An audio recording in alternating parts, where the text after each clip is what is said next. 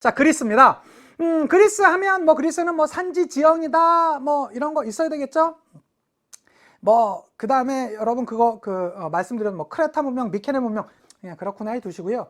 자, 뭐 왕정이 있었고 귀족정이 있었고 쭉 오게 되면서 노래 하나 기억나시는 거 있습니까? 솔, 페, 클, 페, 솔론, 페이시스트라토스, 클레이스테네스, 페리클레스 있으시죠? 솔론은 조정다였었고요. 페이시스트라토스는 참주정, 즉 독재의 정치를 한다고 했습니다. 이들은 별로 나올 거 없고요.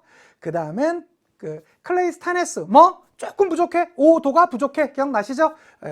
500인 평의회, 또 도편 추방제, 부족제 개편, 요거 기억해 두시고요. 그 다음에 여기 이 클레이스테네스와 페리클레스 사이에는 그리스 페르시아 전쟁이 있는데 페리클레스는 뭐 있었다라고 했습니까? 모두 추수예요. 모든 성인 시민 남자의 민의 참석으로 인해서 직접 민주 정치가 완성되었었고요. 물론 뭐 거류 외국인이라든가 여성이라든가 그다음에 노예 등에게는 참정권이 부여되지 않는 한계점도 있었습니다.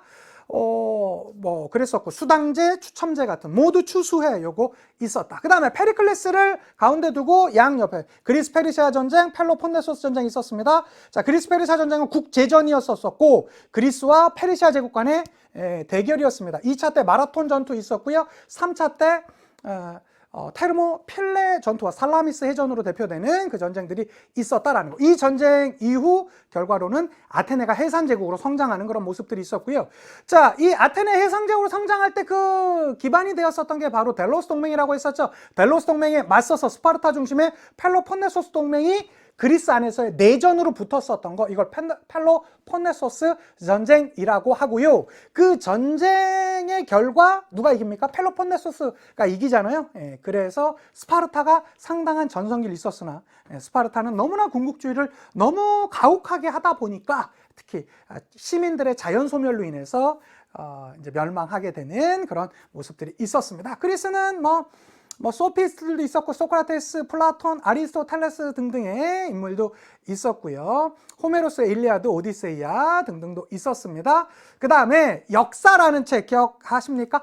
헤로도토스, 투키디데스, 퍼스트, 허스트, 요거 기억하시면 되죠. 헤로도스가 먼저 있었고요. 그 다음에 투키데스, 둘 다 그 역사라는 책을 썼었는데 헤로도토스는 앞에 있었으니까 그리스 페르시아 전쟁, 투키디데스는 펠로폰네소스 전쟁을 기술했다. 요거 기억해 달라라고 말씀드렸습니다. 자, 뿐만 아니라 알렉산드로스 제국은 대제국을 이뤘었고요. 알렉산드리아도 건설했었고요. 동방 전제군주제라든가 이주를 장려하는 모습들이 있었습니다. 무엇보다 헬라니즘이라는 약 한 300여 년간 이 당시에 서아시아 지역 및 그 일대에 하나의 문화권이 형성되었었던 헬라니즘 문화가 있었는데 그건 인도 지역까지, 인도 간다라 지역까지 영향을 주기도 했었고요. 대표적인 것들로는 뭐가 있었다? 라오콩 군상, 니케상 등등과 함께 뭐 에피쿠로스 학파, 스토아 학파 같은 여러 학파들, 뭐 유클리드의 기하학 뭐 등등도 있었다. 봐주시면 됐죠? 좋습니다. 로마 가 봅니다. 로마 됐습니까? 기원전 8세기경 중에 로물로스 레무스에 의해서 시작되었었던 로물로스에 의해서 시작되었던 로마 제국은요, 작은 도시국가에서 이제는 이탈리아 반도를 통일하고 대제국으로 성장하게 되었습니다. 그 과정들 좀 눈여겨봐달라고 했었죠. 무엇보다 기원전 5세기경부터 기원전 3세기경까지 평민권이 신장했습니다. 호평동 기억나십니까? 호민관제도, 평민의 12표법, 그 다음에 리키니우스법, 호르텐시우스법. 맨 위랑 맨 끝에가 호호로 끝난다라고 했었죠. 호로 시작해서 호로 끝난다. 호호. 평민권이 성장하니까 호호. 요거 기억해 두셨으면 좋겠고요. 기원전 3세기경에서 기원전 2세기경까지 지중해 무역을 바탕으로 한판 붙게 되죠. 누구랑? 카르타고랑 붙게 되었습니다. 여기서 승리하면서 이 로마는 이 반도 국가에 머무르지 않고 이제는 지중해 나름의 제국으로서의 이 기틀을 닫게 되고요. 그렇게 해서 나타났던 현상이 라티푼디움 현상이었습니다.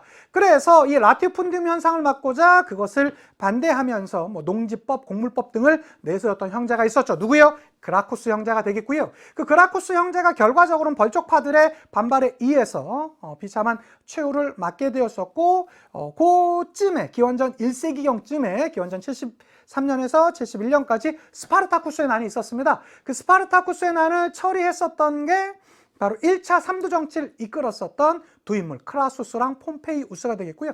크라수스, 폼페이우스, 카이사르 1차 삼두 정치는 좀 자음의 이름이 세다라고 했었죠. 카이사르, 폼페이우스, 크라수스가 이끌었던 삼두 정치. 그 중에서 카이사르가 승리했었고요. 그가 독재로 가려라는 위협의 분위기상에서 결과적으로는 자신이 믿었었던 부하이자 양 아들이었었던 블루투스에 의해서 공격받게 되면서 그가 죽고요. 그리고 나서 또 다른 양자였었던 옥타비아누스가 결과적으로는 권력을 이어받습니다. 안토니우스 네피두스와의 전쟁에서 이기게 되죠. 특히 이 안토니우스와 붙었었던 그 대표적인 전투 악티움의 전을 승리하면서 제정시대를 열게 되고요. 옥타비아누스 하면 세 개가 나온다고 했습니다. 악티움의 전, 그 다음에 프린캡스 자처했고요. 아우구스투스라는 존엄자 칭호 받았습니다. 그 이후부터는 약 한 200여 년간 팍스 로마나라고 불리는 로마의 평화시대가 열렸으나 결과적으로는 그 이후 3세기형 되면서 군인 황제의 시대가 출몰하게 되었습니다. 콜로나투스 제도 등등이 나오게 되었었고요. 각 속주에서는 반발이 나오게 되었었죠. 그것을 막기 위해서 노력했던 인물이 디오클레티아누스, 너무 이름 길죠? 4개로 나누어서 문화를 통치했습니다. 그러다 4세기에 누가 등장했습니까? 콘스탄티누스 황제가 등장하죠. 콘스탄티누스 3개 요거 꼭 기억해 두셔야 됩니다. 나옵니다. 콘스탄티노폴리스, 자신의 이름을 딴 도시 건설해서 천도했고요. 그 다음에 크리스교를 공인하는 밀라노 칙령, 그 다음에 니케아 공의회, 요 3개 너무 중요하고요. 그 이후 테오도시우스는 크리스교를 국교화하면서까지 노력했으나 결과적으로는 395년에 동서로마 분리했었고요. 서로마는 476년에 멸망, 동로마는 1453년에 멸망, 요거까지 있었고. 자, 로마 하면 법, 건축, 이걸로 대표되는 실용적인 문화였었죠. 로마의 법, 특히 우리가 다음 강의 배울 유스티니아누스 황제 로마법 대전, 요거 꼭 기억해 두시고, 건축하면 콜로세움, 수도교, 공중 목욕탕, 길, 이런 걸로 유명하죠. 그렇게 봐주셨으면 좋겠습니다. 좋고요. 우리 프랑크 왕국 시작. 자, 앞에 보시면서 같이 한번 가보도록 합시다. 우리 지난 시간 공부했던 거, 공부했습니까? 프랑크 왕국 준비했었죠? 자, 아주 다양한 여러 게르만족이 있었다. 고트족, 반달족, 프랑크족이 있었는데, 그 중에서도 이 프랑크족이 세운 근거리 이동이었었다, 크리스토교 개종이었었다, 노마 문화를 적극적으로 받아들였다, 이런 것들이 프랑크가 왕국으로 발전하는 게 있었고요. 두 왕조가 있죠? 메로베우스 왕조, 카를로스 왕조. 메로베우스 왕조의 시작은 클리카피카, 클로비스, 카를로스 마르텔, 피핀, 카를로스 대제, 이렇게 이어지고요. 클로비스가 메로베우스 왕조 개창했었고요. 이 카를로스 대제부터 많이 나오죠. 카를로스 마르텔부터 많이 나오죠. 카를로스 마르텔은 가임마 투르푸아티의 전투에서 이 이슬람 세력을 물리쳐서 크리스교를 수호하기도 했었고요. 그의 아들 피핀이 결과적으로는 교황의 지지를 받으면서 이 카를로스 왕조를 열었었고요. 또 라벤나 지역을 기증하면서 교황령의 시초가 되는 것이 있었습니다. 또 그의 아들 카를로스 대제는 아주 많은 지역을 차지했었다고 그랬었죠. 그래서 서로마 제국의 대부분의 영토를 차지했었고 뿐만 아니라 그 지역마다 크리스트교 포교하니까 교황 입장에서 얼마나 예뻤겠어요. 그래서 뭐 했다? 800년 성탄절에 서로마 황제 대관식을 해줬었다. 뿐만 아니라 카를로스 대제 같은 경우는 카를로스 르네상스라고 불릴 정도로 학자들을 우대한다라든가 고전 문학이라든가 여러 학교 등을 세우면서 카를로스 르네상스라는 말을 듣기도 했다. 그렇지만 카를로스 대제 사후에 베르덴 조약, 메르센 조약 등등으로 인해서 어떤 것들이 지금의 이탈리아, 프랑스, 독일 등등이 나타나게 되었었고요. 프랑스 지역으로 대표되는 그 카페 왕조가 10세기에 987년에 열렸다라고 했었고요. 지금의 독일 지역에선 오토 1세가 신성 로마 제국 황제 대관을 962년에 받기도 했다라는 거 알아두시면 좋다라고 말씀드렸죠. 뿐만 아니라 이 노르만족에 의해서 노르망디 공국, 노르만 왕조, 시칠리아 왕국, 나폴리 왕국, 키예프 왕국, 노브고로드 공국 등등이 의해서 만들어지는 계기, 바로 노르만족의 침입에 의해서 됐었고요. 자, 그것으로 인해서 결과적으로는 중세 봉건 시대가 열렸다라고 했습니다. 그 중에서도 불입권 요 개념 꼭 기억해 두시고요. 뿐만 아니라 농노의 그런 삶, 농노는 농민적인 자유민적인 요소와 이 노예적 요소가 같이 잔존하는 이들이었었다. 문제 풀면서까지 다 확인했습니다. 되셨죠? 좋습니다. 이 정도 개념 잡아주시고 본격적으로 떠나보도록 합시다. 우리 지난간 뭐 배웠습니까? 비잔티움 제국과 우리 십자군 원정 배웠습니다. 자, 비잔티움 제국하면 알아두셔야 되는 게 뭐가 있었죠? 동서로마가 395년에 분열되었었고 그 이후 동로마 제국, 즉 비잔티움 제국이 있었습니다. 그들은 황제 교황주의였었고 콘스탄티노폴리스가 수도였었습니다. 기억해 두시고요. 자, 그러한 과정 가운데 6세기 최전성기를 이끌었던 황제가 등장했으니 우린 그를 유스티니아누스 황제라고 하고요. 그 유스티니아누스 황제는 세계에 있다라고 했었죠. 옛 로마 영토의 대부분 회복이 있었고요. 성 소피아 성당 지었었고 무엇보다 로마 법대전, 유스티니아누스 법전을 편찬했습니다. 그의 사망 이후에는 군관구제, 둔전병제 같은 제도로 유지를 했었고요. 그러다가 뭐 이슬람이 나오면서 이제 한 7세기, 8세기 되면서 좀 위축됐다가 9세기에 일시적인 부흥이 있었으나 역시 붕괴되면서 둔전병제가 붕괴되는 그런 형태가 있었고요. 자, 그러다 4차 십자군의 공격을 받게 되면서 콘스탄티노폴리스가 함락되기도 했었죠. 그럼에도 불구하고 계속적으로 즉 그 동서로마 분열 이후 1000년 넘게 끌어왔었던 바로 비잔티움 제국이 누구에게? 오스만 제국에 1453년에 함락이 당하게 되면서 역사 속으로 사라지게 되었었다라고 말씀드렸었고, 특히 이 성 소피아 성당 하면 4개, 성 소피아 요 4개의 미너렛이 있다라는 거 요거 꼭 기억해 달라라고 말씀드렸고요. 그리스어가 공용어였었고 황제 교황주의가 있었다라는 것들까지 꼭 기억해 주셨으면 좋겠습니다. 자, 십자군 전쟁 뭐 여러 가지 배경이 있었지만 그 중에서도 우리 무슨 공의회? 클라이로몬 공의회 꼭 기억해 달라고 했습니다. 클라이로몬 공의회 인물까지 같이 가볼까요? 우르바누스 2세라는 인물이 있었고요. 이 우르바누스 2세 클라이로몬 공의회에 의해서 심 좀 더 클레르몽이라고 했었죠. 이 클레르몽 공의회에 의해서 십자군 전쟁이 선포되었습니다. 자, 결과적으로는 1차와 4차 전도만 기억하면 된다고 그랬죠. 1차 십자군은 결과적으로 1099년 예루살렘을 장악한 다음에 예루살렘 왕국을 선포했었고요. 4차 십자군은 예루살렘 근처는 가지도 않고 어디에? 그렇죠. 도움을 요청했었던 바로 그 콘스탄티노폴리스 비잔티움 제국을 함락시키는 모습이 있어서 1204년에 라틴 제국이 성립되기도 했었다. 그 이후 교황권이 쇠퇴되었었고 기사계급, 영주계급은 몰락했으며 국왕권이 성장하는 그런 모습들이 전체적으로 나타나게 되었다. 그 배경 먼저 알아두시고 다 정리됐습니다. 그럼 오늘은 우리 여기부터 본격적으로 한번 가보도록 할게요. 대표적인 거 뭐 있었죠? 우리 일단 크리스트교와 관련돼서 나올 만한 거 뭐 있었습니까? 밀라노 칙령 313년, 니케아 공예 325년 있었고요. 로마가 크리스트교 국교화했던 건 392년. 그 다음에 동서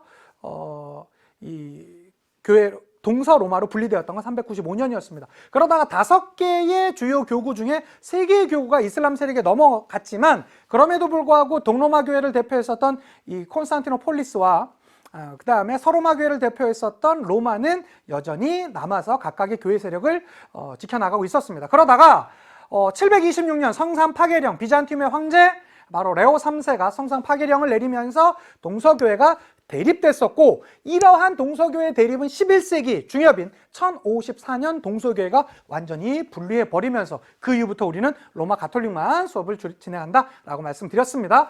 그때쯤 10세기 전후에서 교회가 상당히 세속화되는 것들이 있었죠. 성직의 매매라든가 결혼이라든가 그 성직자의 봉신화라든가 여러 가지 대농장의 축척이라든가 이러한 대토지 소유겠죠. 이런 것들이 나오게 되면서 너네 좀 클린해져라 라면서 등장했던 게 클린이 수도원이 되겠습니다. 자, 그러한 와중 가운데 11세기쯤 되면서 유럽 사회에서의 최고 권력가는 뭐니 해도 교황이었습니다. 교황과 황제 권력이 부딪혔던 대표적인 사건 카노사 구려기였고요. 1077년이었습니다. 자, 그러한 1077년에 그 사건이 더 나아가면서 1122년 보름스 협약에 의해서 이들의 다툼이었던 게 거의 어느 정도 정리가 되죠. 성직자의 서임권을 이제는 교황이 행사하게 되었습니다.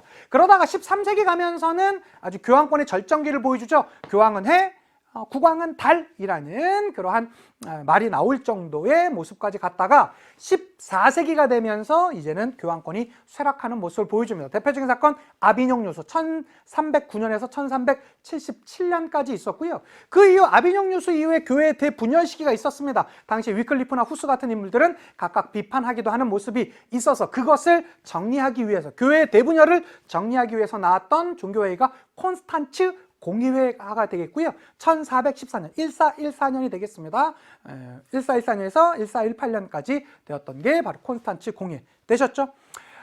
이제 우리가 지난 강의에 있었던 그 밑에 내용은 그냥 간단하게 한번 보시면 되겠습니다. 대표적으로는 이제 우리 대학과 관련돼 있던 프랑스의 파리 대학, 유명했었고, 뭐 교수조합이 있었고, 학생조합이 중심이 되었었던 이탈리아의 볼로냐 대학 등등이 있었다라는 것들 봐주셨으면 좋겠고요. 자, 뿐만 아니라 대표 중에 건축물이 워낙 중요하다라고 말씀드렸습니다. 건축물 11세기의 로마네스크 양식, 상당히 좀 벽이 두껍고 창문이 작다 보니까 상당히 아주 장중한 느낌을 준다라고도 말씀드렸고요. 12세기부터는 고딕 양식, 아주 뾰족뾰족한 첨탑이 등장한다라고 했습니다. 자, 그러한 첨탑에 대해서는 우리 고딕 양식이었었고, 뭐 노트르담 성당이라든가 뭐 칼른 성당, 사르트르 성당 같은 것들이 유명하다. 로마네스크 양식으로 대표적인 건 피사 성당 같은 것들이 있다라고 말씀드렸죠. 뭐 그러한 내용들 봐주시면 좋겠고요. 아, 그 철학, 초기 철학, 교부 철학, 그 다음에 이제 십자군 전쟁 전후에서 나타났던 것은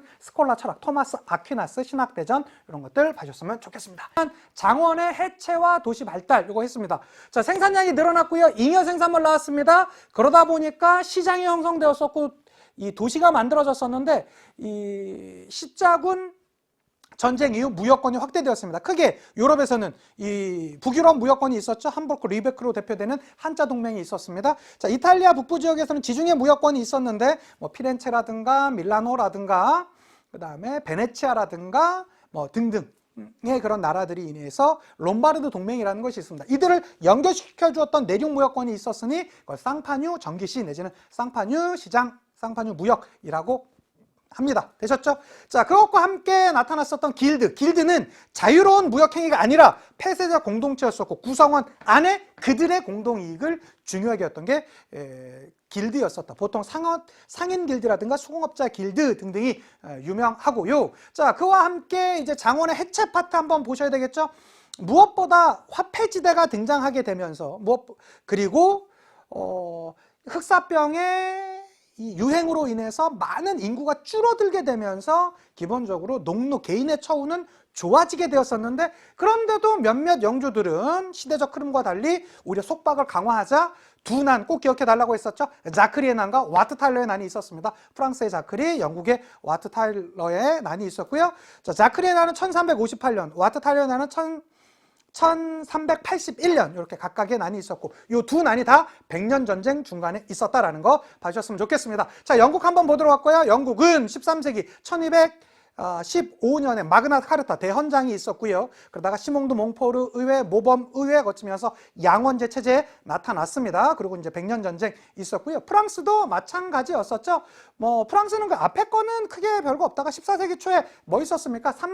삼부에 소집했다가 결과적으로는 그 마찰로 인해서 뭐 아비뇽 요수도 있었지만 우리가 지난 강의에 많이 배우진 않았고요. 결과적으로 14세기에서 15세기 어마어마한 전쟁, 100년간 영국과 붙었었던 전쟁, 100년 전쟁이 있습니다. 1337년부터 1453년입니다. 초기엔 영국이 우세했으나 잔다르크가 등장하게 되면서 프랑스의 최종적으로 승리로 바뀌게 되었었고요. 어쨌든 이 두 전쟁 이후 결과적으로 두 나라가 중앙집권 국가로 발전하는 모습을 각각 보여주게 되었습니다. 물론 영국은 100년 전쟁 이후에 뭐도 있어요? 장미정쟁도 있었다고 그랬죠. 1455년부터 85년까지 그 이후로 헨리 튜더에 의해서 튜더 왕조가 열렸다라고 말씀드렸습니다. 독일 같은 경우에는 기본적으로 이 정치력이 아주 강력한 중앙집권이 좀 약했습니다.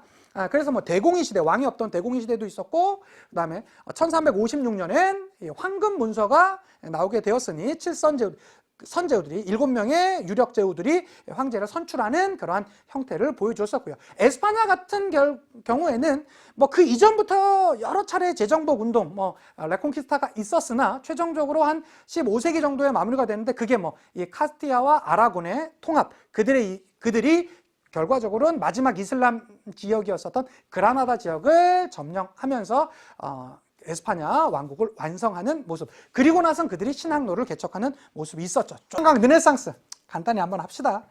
자, 과거 이 중세에 갇혀있던 사상을 과거 그리스 로마의 인간 중심적 문화를 다시 살리고자 했던 게 르네상스다. 특히 지중해 무역권으로 많은 경제적 부를 갖고 있었던 이탈리아 지역에서 먼저 성장하게 되었었고요. 뭐 대표적인 인물로는 뭐 단테의 신곡이라든가 페트라르카의 서정시라든가 뭐 그다음에 마키아벨리의 군주론, 뭐 이런 것들, 보카체오의 뭐 데카메론도 있지만 어쨌든 군주론 정도 꼭 기억해 달라라고 말씀드렸고요. 예술가로는 누가 있었습니까? 레오나르도 다빈치, 미켈란젤로, 라파엘로, 보티첼리 같은 인물이 있었으나 각각의 그런 작품들 기억나십니까? 레오나르도 다빈치 하면 이 모나리자 꼭 기억해 주시고요.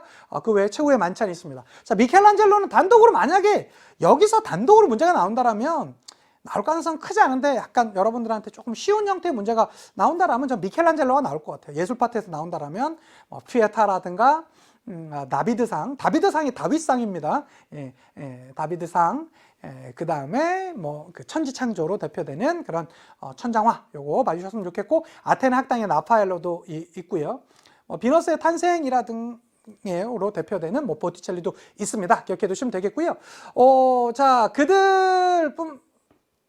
그들로 많이 활약하는 그런 모습들이 있었다라는 것들 봐주셨으면 좋겠고, 자, 그러한 상태에서 결과적으로는 이제는 이 알프스 이북의 르네상스가 있습니다. 에라스무스의 우신예찬, 토마스 모의 유토피아 등등이 있었고요. 그 외에도 알프스 이북의 이 예술가로는 부리 헐이라든가 반 에이크 형제 같은 인물도 있었고, 국민문학이 많이 나온다라고 했었죠. 에스파냐의 이 세르만테스, 영국의 이 섹스피어 같은 인물들 있으니까 각각 기억해 두시면 되겠습니다. 뭐 이 정도만 해도 지난 강권 충분할 것 같아요. 자, 종교개혁은 뭐 위클리프라든가 후스의 그런 선구자들이 있었습니다. 그 신호탄을 알린 인물은 16세기 초 1517년 누구요? 루터였습니다. 95개조 반박문이 있었고요. 그것으로 인해서 뭐 독일어도 성서도 번역했었고요. 이러한 여러 일들로 인해서 무슨 화의? 아우크스부르크 화의, 1555년에 아우크스부르크 화의로 어느 정도 루터파가 공인되는 게 있었습니다. 자, 칼뱅 한번 보도록 할까요? 칼뱅 역시 루터와 함께 성서 지상주의였습니다. 뭐 예정설도 있었고요. 뿐만 아니라 뭐 직업 소명설 이런 것도 있었어요. 특히 상공 시민계층들이 많이 환영을 받았었고, 그래서 뭐 프랑스의 위그노라든가 뭐 네덜란드의 고이센 같은 인물들이 있었습니다. 자, 영국의 종교개혁 같은 경우는 두 명 인물 꼭 알아달라고 했었죠. 헨리 8세와 엘리자베스 1세가 되겠습니다. 헨리 8세, 헬수하면 엘통 나와 기억나십니까? 예, 그래서 헨리 8세는 수장령, 헬수하면 그 다음에 엘통 나온다라고 했었죠. 엘리 8세는 그러니까 엘리자베스 1세는 통일령. 요거 꼭 기억해 두셨으면 좋겠고요. 자, 이렇게 신교가 많이 성장하다 보니까 그거에 따른 구교의 반발도 있었겠죠. 자, 그 구교의 반발 중에서 대표적인 것들은 트리엔트 공예가 있었습니다. 교황의 교리를 재확인하는 거. 트가 재확인되고 있잖아요. 트리엔트 공예도 있었고, 로욜라라는 사람에 의해서 뭐의 성립? 그렇죠. 예수회의 설립 같은 것도 있었다라는 거. 자, 어쨌든 이렇게 성장했었던 신구교 간에 많은 대립과 마찰이 있었습니다. 프랑스에서는 여러 차례 위그노 전쟁이 있었고요. 그게 인정받았던 게 1598년도 앙리 4세 때 있었던 낭트 칙령이 있었습니다. 자, 네덜란드 같은 경우는 에스파냐의 가톨릭 강화 정책에 의해서 저항하면서 근 80년 가까이 저항했었고요. 1648년도 베스트팔렌 조약에 의해서 독립하게 되었습니다. 자, 독일의 1618년부터 48년까지 뭐가 있었다? 30년 전쟁이 있었고요. 그것으로 인해서 베스트팔렌 조약으로 루터파와 이 칼뱅파가 동등하게 인정받는 이런 것들이 있었다라고 지난 시간에 했어요. 되셨죠? 좋습니다. 그런 내용들 간단히 정리해 주시고요. 자, 신학로의 개척이었습니다. 자, 당시에 이 유럽에는 뭐 그 전에 뭐 그 마야 문명도 있었고요. 아스테카 문명, 그 잉카 문명도 있었습니다. 둘 다 어디에 나라에 의해서 파괴되었었다? 에스파냐에 의해서 파괴되었었고요. 아코 잉피나 기억나시죠? 이 아스테카는 코르테스의, 잉카 문명은 피사로에 의해서 파괴가 되었었습니다. 자, 그들은요, 특히 상식료에 대한 여러 산물과 그다음에 뭐 여러 호기심에다가 여러 과학기술의 발달 이런 등등으로 인해서 새로운 항로를 뚫게 되었습니다. 그 중에서도 포르투갈이 지원해줬던 사람 두 명 기억하시겠습니까? 바로 시작되는 두 명이었었죠. 바르톨로메오 디아스.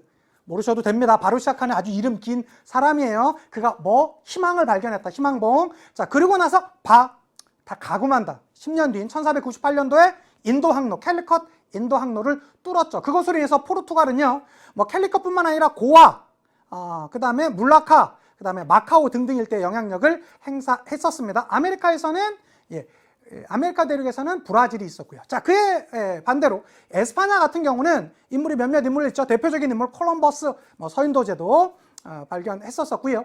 뿐만 아니라 뭐 아메리고 베스푸치도 있었고, 그보다 더 중요한 게 마젤란. 자, 마젤란은 최초로 세계 일주 마젤란 일행이 마무리했었고요.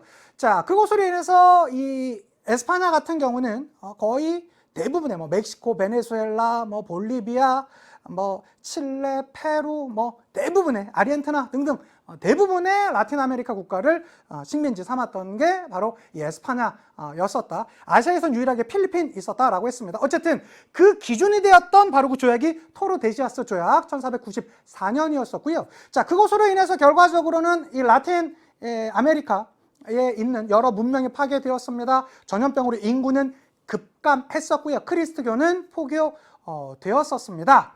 자, 그것으로 플랜테이션 농업이 있었는데 인구가 급감하다 보니까 흑인 노예들이 강제로 이주해서 들어오게 되는, 그래서 여러 혼혈인들도 나오게 되는, 혼혈인들이지만 크리오요라는 단어 꼭 기억해 달라고 했었죠.